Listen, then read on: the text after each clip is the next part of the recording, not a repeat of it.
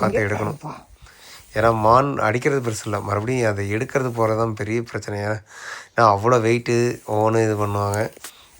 இப்போ நாங்கள் என்ன பண்ணுவோன்னா, மானை வந்து அடித்த பிறகு வந்து ஃபஸ்ட்டு போயிட்டு அந்த இடத்துல வந்து அந்த மானோட குடலெல்லாம் எடுத்துருவோம். நாங்கள் அப்படியே ரத்தமாக இருக்குது பாருங்கள், அதை உருண்டு விழுந்தது மேலேருந்து உருண்டு விழுந்தது அப்படியே குடலெல்லாம் வந்து எடுத்து போட்டுட்டு அதுக்கப்புறம் வந்து தலையும் குடலையும் எடுத்துருவோம். எடுத்த பிறகு தான் வந்து நம்ம மார்க் தான் அதை வேலை தான் பண்ணுவார். ஏன்னா நமக்குலாம் அந்த அளவுக்குலாம் தைரியம் கிடையாது. அவர் டக்குன்னு எடுத்து போட்டார்.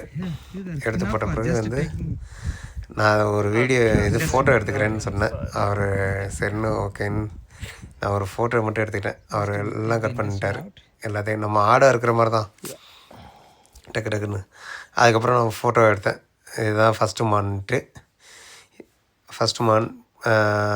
அப்படியே நாங்கள் எங்களுக்குள்ளே வீடியோ எடுத்து நாங்கள் போட்டுக்கிட்டோம். நாங்கள் டக்குன்னு அது ஒரு நல்ல ஒரு இதாக இருந்துச்சு. இதுதான் வந்து 2வது மான். நான் மறுபடியும் போய் தேடி அதுக்குள்ளே இருட்டிடுச்சு, எங்களுக்கு இருட்ட ஆரம்பிச்சிருச்சு. 2வது மான் கொஞ்சம் லைட் வெளிச்சத்தில் எடுத்தது. அதுக்கப்புறம் 3வது மான் தான் வந்து ரொம்ப இருட்டிடுச்சு.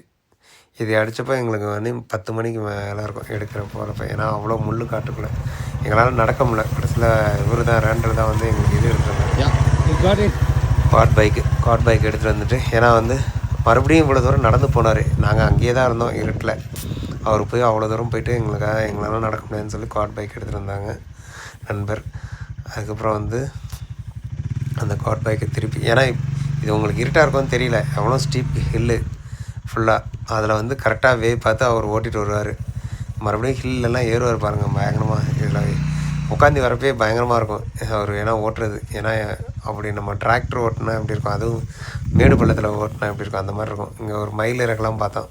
இங்கே மயிலெலாம் நிறையா இருக்குது. மயில் வேணுமான்னு கேட்டார், நான் வேணான்னு சொல்லிட்டேன். ஏன்னா மயில் கறி இங்கே சாப்பிடுவாங்க அடித்து. அது அந்த அங்கே தான் வந்து இவர் இருக்கார். மறுபடியும் எடுத்து கட்ட ஆரம்பித்தாச்சு வண்டியில்.